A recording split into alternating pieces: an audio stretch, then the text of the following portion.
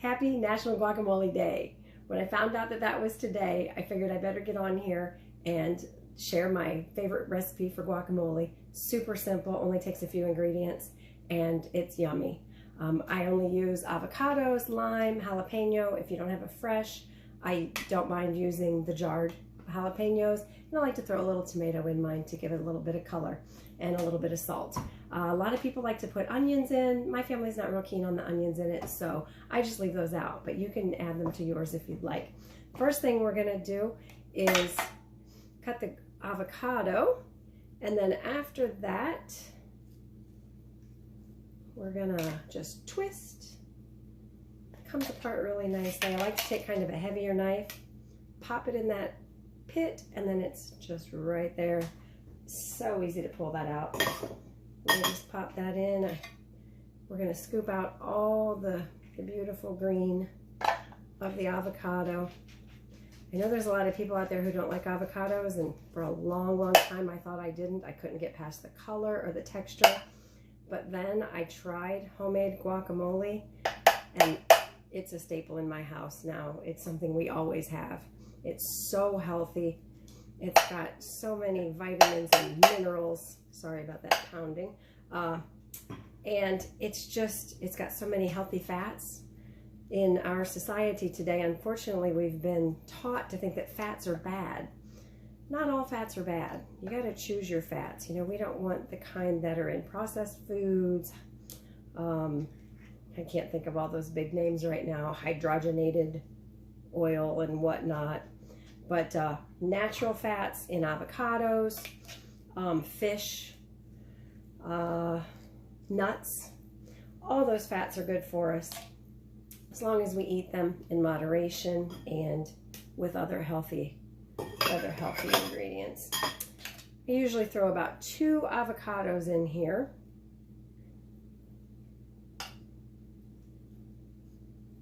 And then I think we're going to just do that 1.5 for now. See how that turns out. This is super simple. We're going to just, well, let's roll our lime a little bit. If you roll it a little bit, it tends to juice a little bit easier. Also leave it sit out and get room temperature. That helps it to juice a little easier. And if all else fails, nuke it for like 10 seconds. I've never actually tried that, but that's what I hear. I'm going to try out my new citrus press. We're going to pop the lime in, and we're just going to push. Oh, look at that. That is beautiful. That is absolutely beautiful. Look at how easy that lime juice comes out.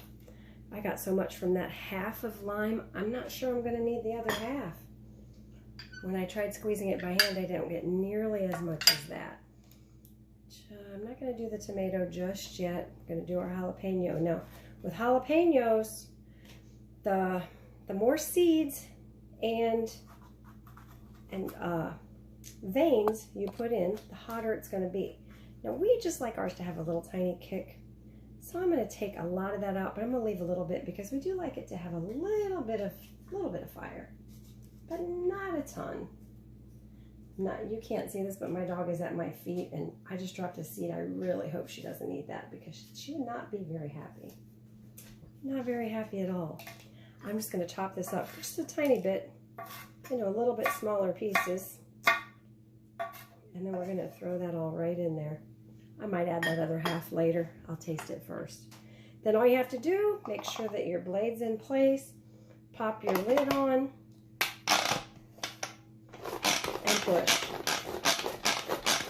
Those avocados were the perfect ripeness. I bought them about 2 days ago, and they were pretty hard, not ripe at all. And I left them out for a day, just to let them get a little bit more ripe, and then I stuck them back in the fridge. Okay, and I just realized I forgot my salt, so I'm gonna throw a little bit in there. Mix it up just a little bit more. The beauty of the tools from Pampered Chef is I'm right-handed, so this fits really great. But if you're left-handed, you just turn it around. It works both ways. That locks in place. Okay, I'm going to give it a little taste test here. It's pretty creamy, as you can see. I'm thinking, oh, that's delicious. It actually has enough jalapeno, enough lime. I'm going to go ahead and throw the tomato in. I don't put the tomato in first because I don't want it to be quite as chopped up and mushy. I shouldn't say mushy. Mushy is a bad word, but not a bad word, but you know, you don't want to think about eating things mushy, but the tomatoes I like to be a little bit chunkier. So I just put those in last, and it adds a little bit of pretty color through there and a little bit of texture.